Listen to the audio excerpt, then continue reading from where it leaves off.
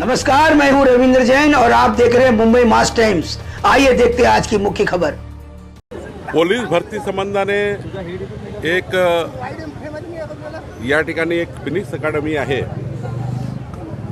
Phoenix अकॅडमीमध्ये मुलं मुली home guard police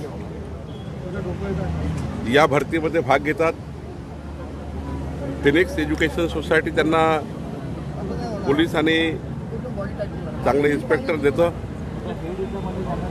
ज्या मुली त्या ठिकाणी ग्राउंडवर जातात त्यांना काही त्यांनी मागण्या केलेल्या आहेत।